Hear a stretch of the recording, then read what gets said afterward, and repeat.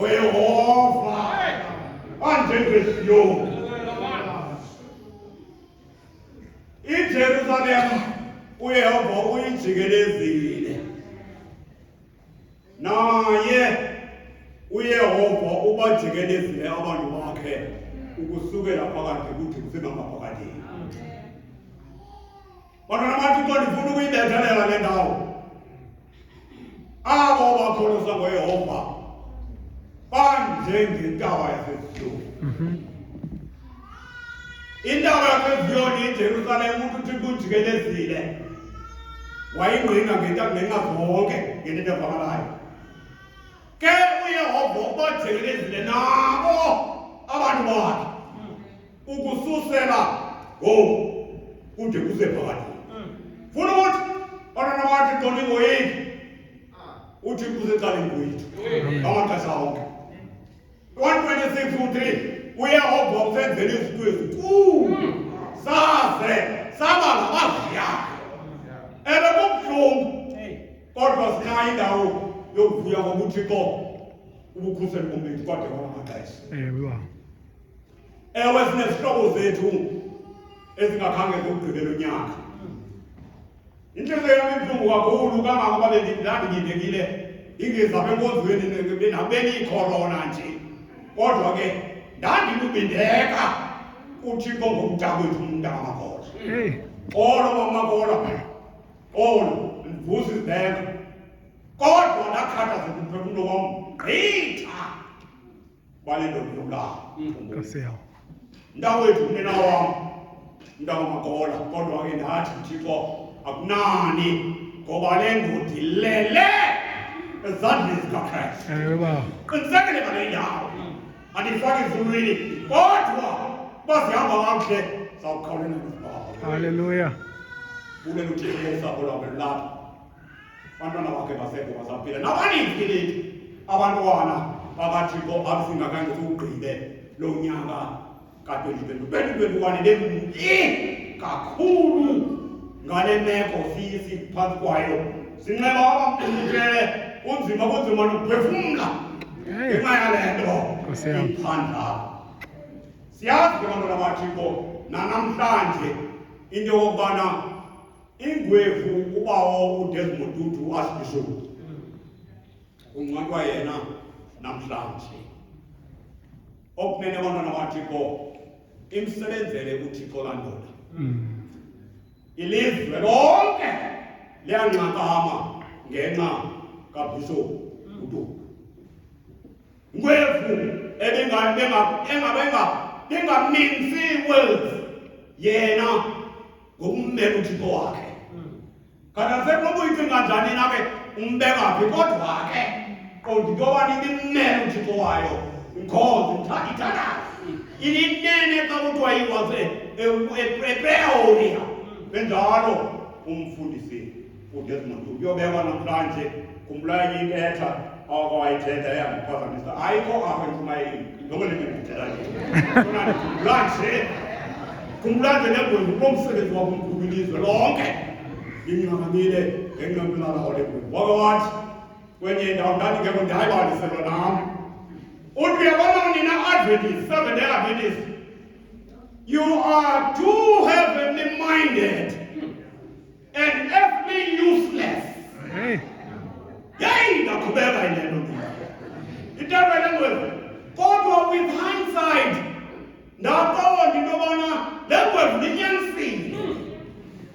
Manje ndisayazi uBhayibhile, eyazi yonke into, kodwa apha ekuhlaleni akabonakali ndawo. Le nto le ndathi ngaphakathi kandiva ndathi kodwa Bishop ujonge mhlawumbi apha eSouth Africa wena kuphela. Zikho indawo apho ama-Adventists ahlonitshwa khona ekuhlaleni ngoba bayawazi bayawenza umsebenzi ekuhlaleni. Yebethu nale bizo lwemzi ayokuncinane yokufikelela kubantu abahlelelekileyo ekuhlaleni. Abantu bayadla bayaphila ngoba siyazi babalambile. Ama-Adventists ano-adra elizwe lonke lokujongana nabantu abahlelelekileyo ibanike izinto zokudla. Kule ndawo ndaqonda ubana hayi noko nokunganyaniswa kwiMzantsi Afrika kwiindawo ezithile ethile engwempofu kuzokuthi kodwa ke nayo indawo yokunyanisa. Second Adventist, yes, you are there, but you are too heavenly minded and earthly useless. Condonienzayo inenyaniso yokuyipheka. Yabona ke ukwintetha ethethekayo esithi his soul rest in peace, whatever that means, and yes, ndithetha nje nam to be politically correct. Kodwa his soul rest in peace, nam ndihamba apha kuloo ndawo, kodwa ungandikotele ebhayibhileni bona nditangayithanda mntana baba. Eyona nto ndiyithethayo nani nikwi-virtual platform, Yes. nani nisemngcwabeni wale ngwevu, ibhayibhile yam endibambelele kuyo umathetheloniko wokuqala u-4:13 yomthezantsi u-18. Ndifuna urhanqa le ndawo 16. Yes. Kosi ngokwayo yabuka emazulwini nekulapho lezibhalo zithunywa. Yes. Man, ndingayidibanga idanduluko inkosi, kodwa yona ndawo ithi bafe abafele kuKristu bavuka sandulele thina sikudlayo ubomi sisaseleyo siqhulele emafini kwakunye nabo siyawuyikhalela inkosi esibhakabhayeni. Yebethuna ithi le ngwevu Pawulos, ngoko ke thuthuzelelekani kala mazwi. nobuza intolo ukuyithini, ndithi mna apha njengomdala ubaba ngolenkonzo, uba unjengothuthu uza kulala uthumba ukufa alinde ngokwebhayibhile. Yes, sir. Ukukhala kwexilongo Yes. ningamtyala nimfaka ezulwini nimthini njengoba nisenza, akusiwa kulwa bhubhubhu ezulwini. Hey. Ibhayibhile yam ngoba ikholelwa kuyo, my God is the God of the Bible. Yes, sir. And therefore, ndikholelwa kuyo ibhayibhile into ethethayo. Siza kulala umuthongo into zomakola lindile Hey. zilindela umhlaba wokubuya kwaYesu Kristu. Hallelujah. Ithi ibhayibhile yam. Yes, sir. Nawe ungayifunda noba ngubhishopu noba ngupopu phina eRoma, ithi ibhayibhile bonke abafele kuKristu bavuke kuqala, sandule ke thina sikudlayo ubomi basaseleyo. Yes, sir. Ithi basaseleyo abaphilayo ndim nawe mhlawumbi ababeze bephila, siqhubele bafike kunye nabo aba baleleyo ukuze siyikhawulele inkosi ezibhakabhakeni. Yebethuna bawane, my boy man is right in the air. Hallelujah. Akumnithana sihlangane nesihlobo sethu esisithanda esibhakabhakeni. Asivuya one by one, siye ngowaduze akhathazeke ngokuthi ndimfaka ndimlungiselela uba makamkelele zulu. Hayi, ayikho ebhayibhileni. Esebhayibhileni yile ndithethayo, uyifunde kumathetheloniko wokuqala u-4 ukale ku-13. Andithandi bazalwana amajiko ubalelase ngabalelo. Yes, sir. Ihleli ibheke ezantsi ekugqibeleni ngenxa yaloo nto thuthuzelelani bantwana thiko master ndibuyela epethweni bendingashumayeli kona bendithetha ndikhawuleza ulahlekiso olukhoyo funeka ube nemihlambo umenyanisweni njengoba le ngwevu uba uphefumula ukuthi injalo iyimele inyani, hayi masiyifunde uyimela inyani. Khathazeke nomgquba emsebenzini uthi uThixo utsho. Yethu i-COVID-19 iwenzile umbhubhethe emhlabeni. Liza long and bad. Man, lela amabhoka, lela abantu bathiko. Ithetha ndicinga xa ndijonga abona uba ya eyona ndlela zohamba ngayo inoba yile COVID-19 sendiyibona. Ayiyo nami izandihamba esithubeni fonaka uba ndingathatha ithi ndihlambe izandijikeleza ethubeni ndigqiba apha uthi hayi le ndoda le iyaminqane ezifuba yolala ijima kangaka. Hayi uba ijima isithuba yajima abantu bathiko pray zibona ufit kakuhle. Hayi andidlali kolo mdlalo kodwa ndiyaphozela nalapho manento thubele zakho mntakama zike zavalwa There's a Jimmy Yaman that already cut us the gun. You, the mom thing. How did I say not get a person at the head? They didn't at the head.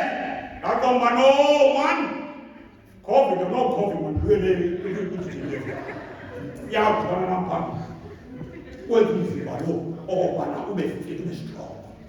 It's the last one. Now, over the get young the high apple is the number of it. That come on, we're going to go to the last gym.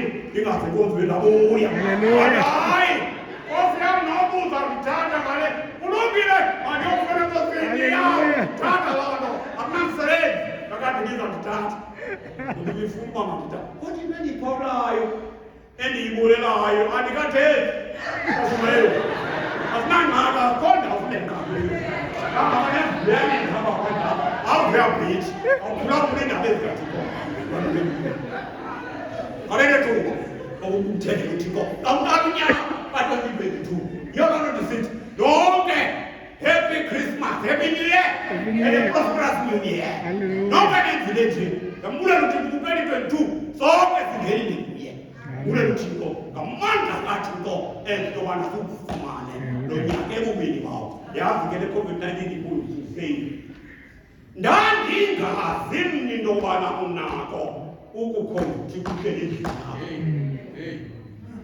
Ndaba khona inkonzo yo bakazi Nkosi namandla sawuthini ngomqhelelo Nkosi akulethi inyanzelise ndibe nenkani hayi ndaqondobana ndakhumbula incwadi ekwiminisitry of feeling le buku wayityhila mfumfu page 231 to 241 apho elethi wayithi iingcali ezilapha ehlabathini uThixo uzidalile okokubana ngamaxesha njengala zikwazi ukuphanda undunakele usebenzisa zona uthi into mazithilele sebenzanani nazo ngoba ngabantu bathi science ngabantu bathi zokuyigatya ikhetha ngabantu bathi ukuthi ziscience abazi ntoni ayikwebalulekile yaqonda ubana akufundinceda into yoba inyanzelise uthiwa valani iingcango zenkonzo niyowukhonza ezindlizini noba uyayithanda noba awuyithandi noba waweyive embalini noba zangilekho ezimbalini ngoba le zangilekho ezimbalini nalapha kunantsika most prophet zange ngezive oba kukho indawo wathi elethiwa ukwamangasa uvala wenkonzo zentingayi hayi futhafutha ngethanga ekuthiwe fukuya hlala uzakufa ndahlala mntakabawo hayi kuhlungu into Bekuithuba loba awuphumi nalapha egeyithini kanti yo osenamandla yintoni elindilapha hayi awuphumi nalapha egeyithini uyazenza ujikeleza bayezini mphungula unkosikazi ethatha intombi lebebaleka beyezini yimpambane sijikeleza beyezini ngoba abegeyithini ngaphandle ugqitha inayiloni enantsikazi zamapolisa zilizilo What did God do? God of abundance. Hey, I never do if you don't want to put it. How? You never thank you. But she don't want to most prove Marcus of the bed. Some of us are not wait. Who makes the move of money? Who went the 50? Now, when young. You had 1, 2, 3, 4, 5. Who's got roughly 200 everybody? Take up. You don't know who's in the family. The tell me then where they go to that and get it from the many more. I'm not going to go to no. To call the lady young, that bomb, who look in your power as a sponsor, one on the blame on. By you know, you have reading this to me. Come see that it. Who will be with one? 18 people. And if he get, he might not get it. People don't know who to get my end. It's get my end of it. 19 years ago. Come on, because of the bed. It's been a war. Yes, it's the room, Mamma. ingayazi eziningi ndizongena elizweni ebentwana ndingayamba unakho ukushumayela uhleli phansi esithini hey mna ndiyazibona unebulubende ndimfundile hayi zange ndiyazi into yobana unako uhlala kuZoom ebantwana kuZoom ngokuyadolile uhleli phansi ushumayela indaba ezilungileyo uthe wakhe hayi andingayazi izinto ilento lekokuba kanti ezininilano kodwa ke inezinto ezithile ezitshilayo enezilwathiko ndiyabakende nokumangalisa ndiyazoma ke ndihleli iminyaka le close to 2 years ndingesekonzweni ngenxa yeCovid ndichutsha ke onke la mabandla kusasathi kukombuza nje iYouTube yeyi ndiqale ezambi ezimbabwe ndimamela intshumayelo ngoba andinawuhlala nje endlini ngesabani ndingalivini izwi likaThixo le mini yonke mandihlale elizwini likaThixo noba liphina qale ezingambini phela u-11 aqala kwa-8 ke wona ithi yawuphela nentshumayelo ndiyongena eKenya Nairobi qala pha jonge inayinanzi napha ndiphulaphule uthi kwenjalo iphele ndiyongena eSandton eRhawutini uba ndihamba bashumayela le bayiqala leli inkonzo phulaphule eSandton onosolombela bana ombovu bebizi pha ndiphulaphule layo ndingantshoni langa ndibheka kanda sekuthiwa ndiyazibona into yobana inkonzo kumqhele ngesabatha kubo ngexesha thina sisemini sisekusasa babona baqala inkonzo akutshoni langa ukuthi tshoni langa oliyaqala inkonzo iphulaphule lontshumayelo imeko ke le yonyamala wonke bebezenzodla ngayo ndizomeleza ngoye uThixo wamfana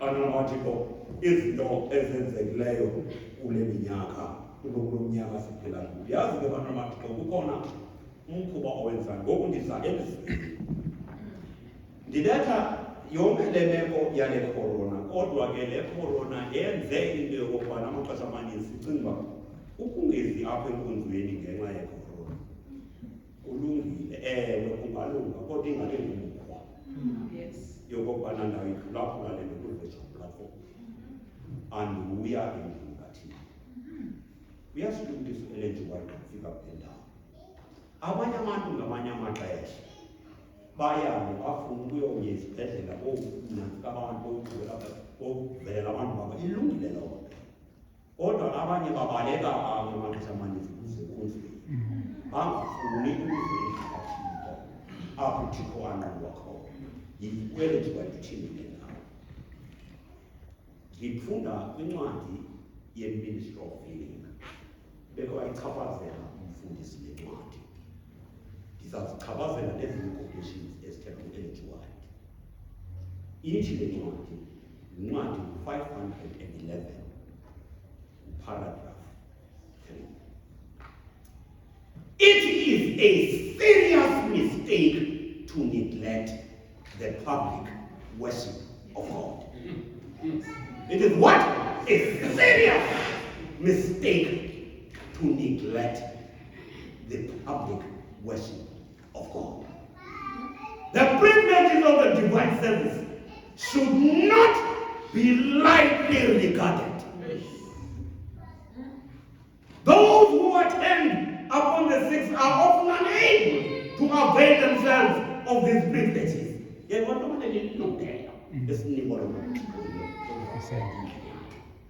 But they should be careful not to absent themselves needlessly from the house of worship.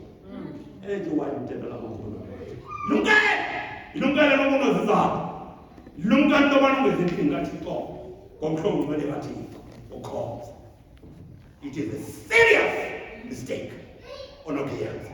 Never. Uthi kungekho nto ungakhulu ungekho nto uthi abahlala kuphakathi sekuthiwe ngoku yes iphelile okanye inoke ikubhutheka le-COVID uthi hayi sendiqhele ukwenza ngohlobo masendihlala ndilale ngecala ndimamele ezithumayelo kule YouTube hayi bantu baThixo sizawungena engxakini Ngobona into wayideba lelo icatha. And when we know, you know when I worship people there, this is our Jesus. We are in the new man. Yes, we know. Unjalo. Kodwa mawukuhleli phansi, ibe sisazela kuwe. Into yokuzindlela kaThixo uzakhonza ngoba umprofeti kakuthe impazamo enkulu ukuyenza lo nto. Ngokuthixo imfikelelo zakhe okunene uzithulula endlini yakhe. Imele ngoba size endlini kaThixo ukuzamkhonza uThixo. Yebo lo ingane wakuphinda ngokuqala. It is a serious mistake to neglect the public worship of God.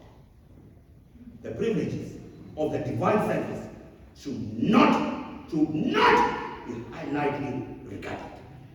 Mawona namathi kwabalapha kule ndawo thethe kuba kuthemena umemna namhlanje thetha kuba bonke abantwana bathixo abamele uThixo kule ndawo. uThixo ungathumele nzolo uthi the privileges of the divine service should not be lightly regarded. Khathazeke noba ndibhudaka kangakanani esingesi andisibamkahle ndiyazibhuda negrama yami iphuma kodwa uThixo ube mandibe kule ndawo ndawubheka phambili you will catch me by the wayside.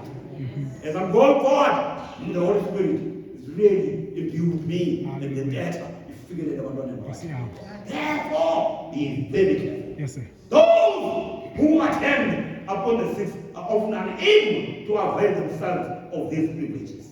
Now, I'm about this bed there. My God, this is hard. I can't go through it. I didn't look at it. It's a good looking. But I didn't go forward. Tell me, no, it is white. What thing is so much? I am the little. Hey, you said nothing. You said nothing. Those who attend upon the sick are often unable to avail themselves of this privilege, but they should be careful not to absent themselves needlessly from the house of worship. Be careful. Ungahlali ungayendlini kaThixo komhloniphelelo wesisabatha. Mbuzo iqhubu zenu bantwana bakaThixo ngengoma endiyithandayo kakhulu u11 nendoda iKristu empumeni. Sizawungena ke ngokuthi umayeleni. Andizukwenza ngoku ndizawungena umayeleni. Ndiyayithanda le ngoma bantwana bakaThixo. Kakhulu xa kufikelela la maxesha ndiza ukulandela. Ndokulandela msindisi nowawo amaka kawukhoya ndokulandela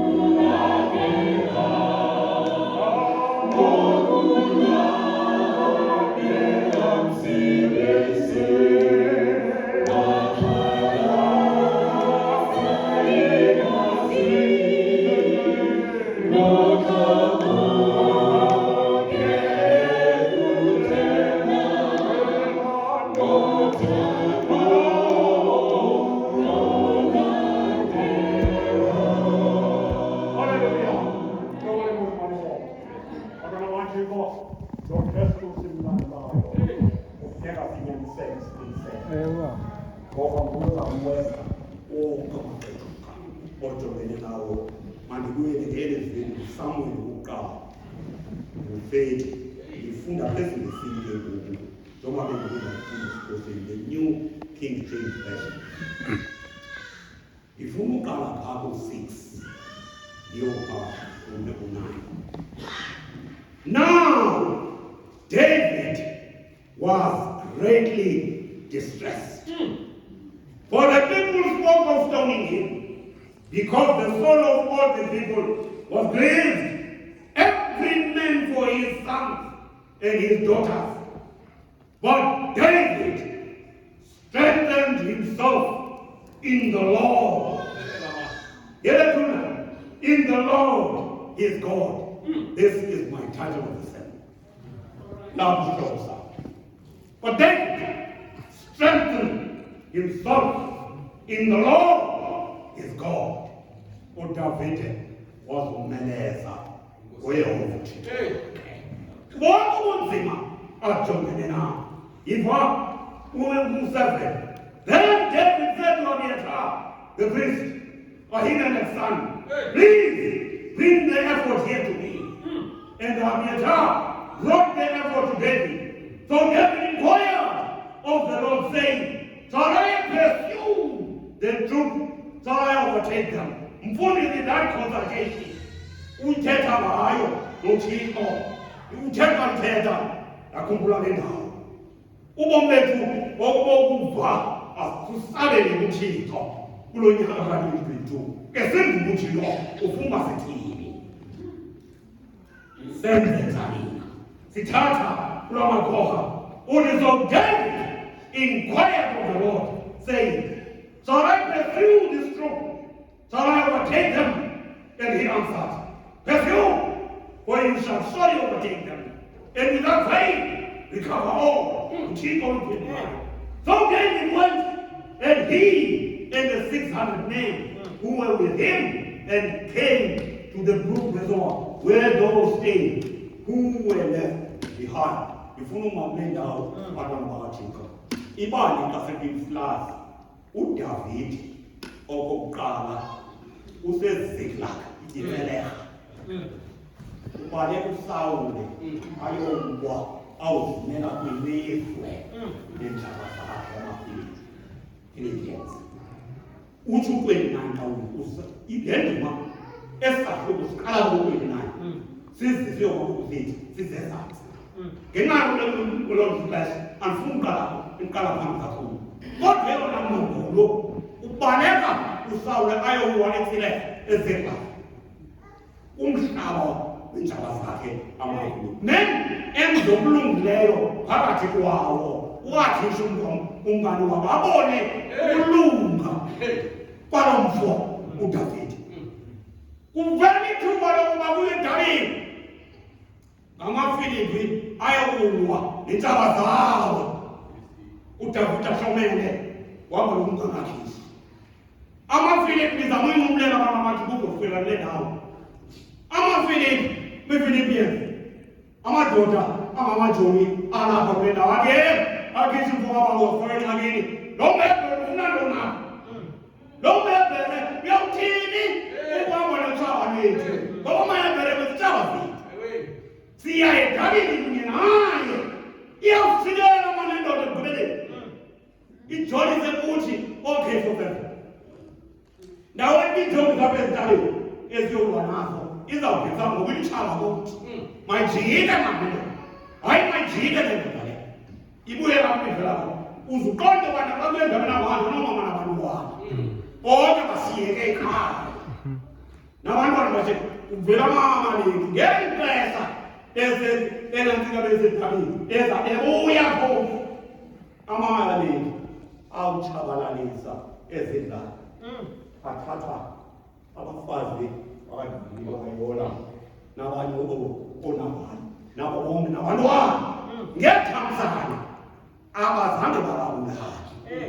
Ngoba kaloku ibisibona bolokubulala yonke into bayithibileyo ngamalola athatha yonke into imathimba yonke into apha ezidla yeyi abuya Davide utshe into akusekho ukuhoya wakho izake ngomlomo wale ndawo ndithetha ngayo bathi makufika kwindawo ebehlala kuyo bezidla yele kunobafuna into obana bangathi bayafunda akho kukhoyo abantwana izilwanyana zabo imfuyo yabo okumntumkini nakomkukhoyo yokhela imazini kale niphuma niye edaleni nisiya yonke imfuyo yenu nonke abantwana benu namakhosikazi enu basiyapha nibuya ngoku hardly 3 days nibuya kwanto ikhoyo you can imagine into mana babantu bebecinga lokho Davide umphatha kuba nguyokhokhela Davide ithi bani xa selifunda walinda wasithwisa ngabantwana bakhe ngabantu bakhe bonke abalapho namakhosikazi akhe athi eyona nto ndiqonda bathi ngicinga kazi bayaphila ngoba xa ungekho ukhoyo apho ithetha into yobana yonke into ibikho apho itshabaleka balela mkhakha abahamba naye ajolisa kuye bafuna umculo ngamanye yena Davide uyazi ke bonke bebengekho apho ubengabikho ngoku ubhekwa kwinkokheli nobani mama abantwana bethu babafazi uza yahlala edabe nakudla kwalilo umuntu obazivela yena uDavide wafunda ntoni into bana aqoze undinceda ukubaphendulana nabo ngoba awuzubuyisa abafazi babo nabantwana babo lento yona ndawo ndiyithandayo yileyithi ke uDavide ngawo lo mzuzu wazommeleza weyothixo wakhe ukhumbula iyabuya kuthixo wakhe wakukhumbula ubudlelwane bakhe nothixo wakho yabayeka bonke bazithethayo bazenzayo neentethe ezikhabanga athetha yakummeleza enkosini uthixo wakhe kulungile abantwana bamathixo ukuhamba nothixo kumaxesha anjengala siphila kodwa ukuvela ubunzima zakuvela ingxaki kwakuvela ububi ngene koyini yakho uzommeleze nothixo wakhe ophuma buze uthixo iphume ndithini ngoba imeko inzima imeko inokamele ndithini thixo wam ilungela le nto abantu abazana nothixo ngoba kwakufika ubunzima yeyi kuphela nezo ntipho eziziqela phela obubuthulu phela loo mali phela yonke loo nto ujongene nengane uthixo yedwa uZudavide uthixo wakhe thixo ndithini ndiyawalandelela amathuba wasukelela amathuba uthixo yes ngoba uthixo unawo amaxesha okuphendula ngoko kwamanye amaxesha kodwa nothixo unako xa ucela athi hayi le nto icelayo ayifanelanga wena andizumnika nawo uthixo amaxesha athi andizuphendula ngokuphendula oko athi zonke ezindithi uphendulile uthixo yes ngoba kuyayazi imeko uthi kuDavide hamba iya wasukela amadoda uzawafumana uzayibuyisa ukuya xa usitla nalo elibali andifuna ukuba ndibasenta sabadramatiko xa usitla nalo elibali uyafumana into yokubana ummene xa uvulezantsi wahamba njengomisitsho amadoda amakhwemanqinana aya wafumana badibana nentshijelo ezimkabenjubeni ayibalezitsho elelikho nalo ekuthinjweni kwaba bantu ishiywe ngokwabele lodwa ithi lento lebonelo xa bebuza kuyo yeyethi lomlimo yeboni wabapha wena bapha abantu abathile uthi bentona ningadibeni ma ilapdele wayinika ukutya kuqala baluthanda ukutya bona phofu ke ndiyinganisele lento oku kutya nezireyisi zibayenozo ukutya okubhetele uDavide wayinika ukutya okubhetele gqitha othiwa zincuncuncu elingakufumani nabapha ejikuta yuyampoza le nto akamnandi umbona hey be careful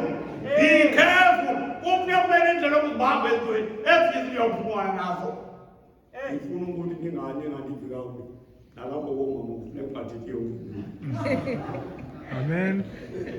ngelethu yazi uAbraham into makhumbula unyana wakhe wayethelile kusara nikwayelo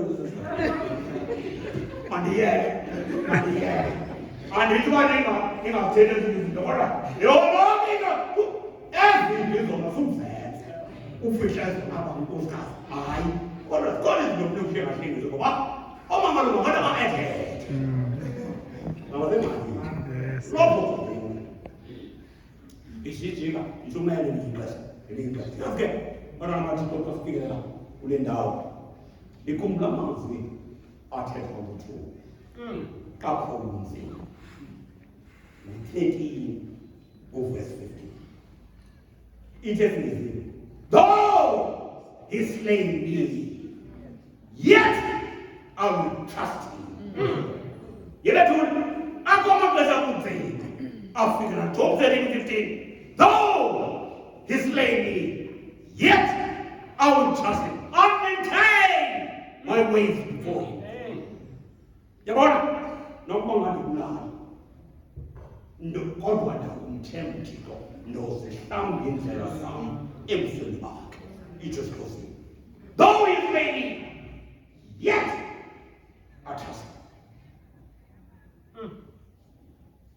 akhona xa ufike kulobana nokwenzeni uthi Nkosi yami ngithembile kodwa noba bangaphela kwamaphenduli noba bathi kodwa ngithembile noba na zonke isitsho nenkomo ndokulandela wena Yesu Kristu noba kubini kwabo akhona xa zokuqala uDavide wayefelelwe kahle iyo lutho kakhulu azokumeleza weyothixo wakhe khumbula yabona ikhumbula lamazwi kaJobe athi though Lord say his name yet I will trust you. But I will maintain my ways before him. Those can't be in a some pumpkins. Now, the next I able to do over see the one who quit money, any time about any devotion, any determination, in your own play. Yakuma, who led the Gavai Kaya in one of the devotion in one it heavenly places. Oh, energy white, general listen to him. Uti, energy white, page 46, verse 6. The obstacles, provocations, and passions that we meet may prove to us not a curse, but the greatest blessings of our lives. For the greatest characters are built amid hardships and trials. But they must receive a practical lesson in the school of Christ. What do you mean? Every temptation resisted, every trial bravely borne gives us a new experience and advances us in the work of character. We have a better knowledge of the working of Satan and our own power to defeat him through divine grace. Betona, Galilea, Lady Diana, Kumbuzu Desire of Ages, well into white, page 224, paragraph 5. I think the Ministry of Healing, I tell you, page 479, paragraph 2. God never leads his children otherwise than they would choose to be led. If they can see the end from the beginning and discern his glory, which they are fulfilling as co-workers with God.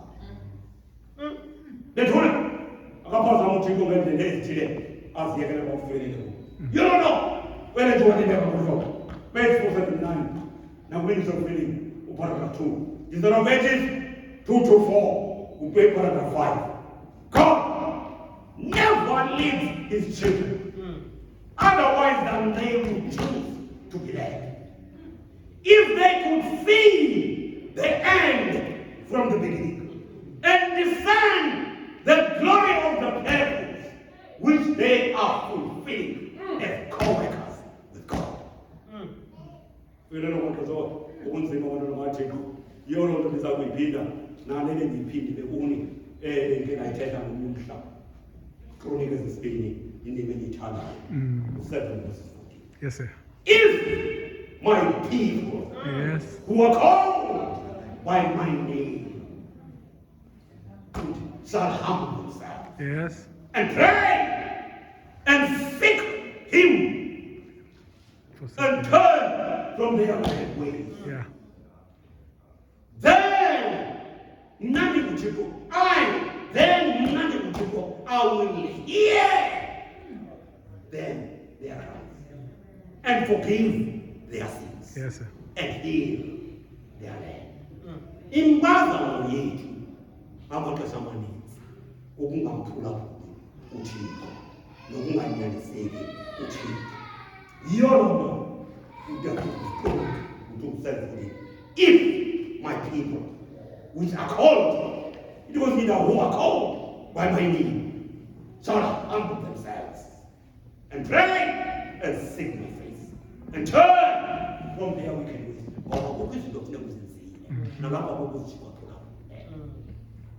That relationship with God is so good. Turn from them. I will hear from heaven and forgive their sins and heal their land. Umuntu wanamatiko ubungi obufikelela empilweni sisondele naMthixo ngamaxesha onke. Kronike zesibini u16:9 yabona ngokuba uYehova amehlo akhe asingasinga ehlabathini lonke ukuze azimelezele abanhliziyo ziphelele kuye. uThixo usinikile umhlinzeko wabantu nendlela emasiyiyo ngoba yabona ngokuba uYehova amehlo akhe asingasinga ehlabathini lonke okubana azomelezele abanhliziyo ziphelele kuyo nakule imeko ukuyo uThixo iJobi Yes. akakushiya wena qonde yamkele. God is with you on your side. He is with you all the time. So akukushiya ngamadinga aqiniseke yabona ke ngokubantu wathi uTimothy xa igqibezela leketha Timothy wesibini u4:18 uthi xa ithetha isakuhlambula yona inkosi kuwo umsebenzi wokwenza indisindisele lokumkanini bayo basemasukeni kuyo makube kuziko useyamaphakade asemphakade uTimothy mali uPawulos xa ithetha ngamazwi uTimothy uyayazi nje uyayazi ingqondo yazi imeko nayo yonke sifikelela kuyo isayakundisindisa yona inkosi isayakundisindisa inkosi mhlawumbe inkosi kuwo umsebenzi wokwendawo indisindisele ukumkanini bayo obunaphaka abasemasukeni kuyo makube kuziko useyamaphakadeni asemaphakadeni. Hayi abantwana bathi ngoku kudala sithi ndiyavala sithi ke phofu yokugqibela nyhani ngoku yokugqibela iphethe incwadi yeGreek andingeza ndiyivale ndingakhange ndiyifunde le ncwadi. The last chapter 42 page 678 paragraph 3 ifuna uyifunda bana baThixo Solombela uyayitawusha le ndima ndizayifunda ayibethe mfana Solombela iyo umezantsi ngekutawusha amandla umfana le ndima andinawukwazi uyitawusha basendi ukhuluma nyamukhala kwezinye indawo. Page 678 you must have as a 7-day Adventist le ncwadi the great prophecy ngoba ithetha kuwo lamaxesha sikuwo ale COVID-19 le meko akuleyo le meko iqalihlabathi wena mangaqali yazi ngoba nokubreaks what. Listen to this. Page 678 the great controversy ended. Chapter 42. Sin and sinners are no more. The entire universe is clean.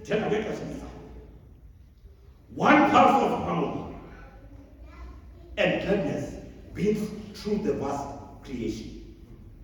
From him who created all, flow life and light and gladness throughout the realms of illimitable space.